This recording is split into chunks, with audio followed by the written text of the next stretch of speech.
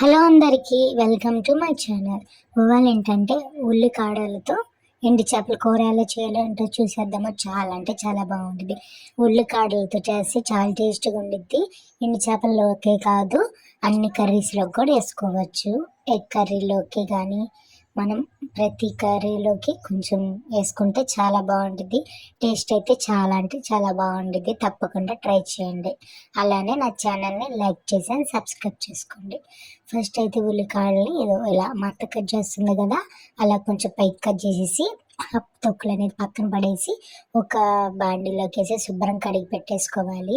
పచ్చిమిరపకాయలు టమాటాలు కోసి పెట్టుకున్నాం కదా, ఇప్పుడు ఉల్లిగడ్డలు ఉల్లి నారు ఉంది కదా, అవి అయితే ముక్కలు ముక్కలుగా కోసుకొని ఆ డీక్షలోకి అనేది వేసేసుకోవాలి.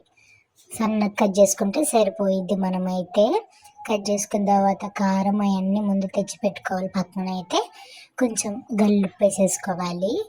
కొంచెం వేసుకుంటే సరిపోయింది. అలానే కొంచెం పసుపుకు కొంచెం కారం అయితే వేసుకోవాలి. కొంచెం కారం తగ్గట్టుగా వేసుకోవచ్చు. మేము కొంచెం కారం ఎక్కువ తింటాం కాబట్టి కొంచెం కారం ఎక్కువగానే వేసుకుంటున్నాము. దీంట్లో కారం నూనె అవి ఉంటే టేస్ట్గా ఉండిద్ది. తర్వాత కొంచెం తగినంత నూనె పోసుకోవాలి. నూనె కూడా మీ ఇష్టం అనమాట. నూనె ఎంత తింటే అంత తగినంత పోసుకోవాలి. మొత్తం కలుపుతుంది కదా, ఇలా కలిపేసుకుంటే సరిపోయింది. కలిపేసుకున్న తర్వాత అయితే కొంచెం వాటర్ యాడ్ చేసుకోవాలి. కొంచెం పోసుకోవాలి, ఎక్కువ పోయకూడదు. కొంచెం పోసుకొని ఇలా తిప్పేసుకొని కొంచెం సరి చేసుకుంటామే. మొత్తం ఉప్పు కారం నూనె మొత్తం పట్టిద్ది కదా. తర్వాత స్టవ్ మీద అయితే పెట్టేసుకోవాలి. అది ఉడికేలోపు మనం చింతపండు అయితే నానబెట్టుకోవాలి. కొంచెం నానబెట్టుకుంటే సరిపోయిద్ది. ఇలా ఉడికేటప్పుడు మొత్తం నూనె అంతా పైకి తెలియదు కదా, అంతకి ఎగిరేలోపు మనం ఎండు చేపలు శుభ్రంగా వేడి నీళ్ళలో కడిగి పెట్టుకున్నాం కదా, ఒక ప్యాన్లో కొంచెం ఆయిల్ పోసుకొని ఎండు చేపలు అనేది వేయించేసుకోవాలి. మనమైతే శుభ్రంగా వేయించేసుకొని ఎచ్చవచ్చగా వేయించుకుంటే సరిపోయింది.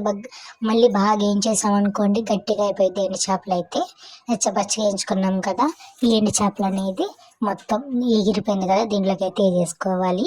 వేసేసుకొని ఒకసారి అయితే కలుపుకుంటే సరిపోయిద్ది.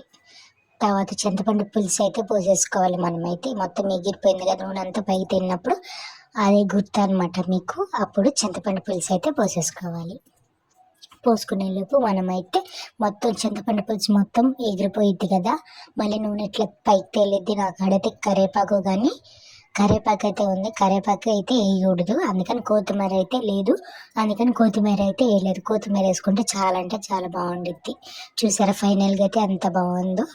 చాలా అంటే చాలా టేస్ట్గా ఉండిద్ది. ఈ ఉల్లిగడ్డలతో చేసింది చాలా అంటే చాలా బాగుండిద్ది అనమాట. తప్పకుండా ట్రై చేయండి. అలానే నా ఛానల్ లైక్ చేసి సబ్స్క్రైబ్ చేసుకోండి. Bye bye.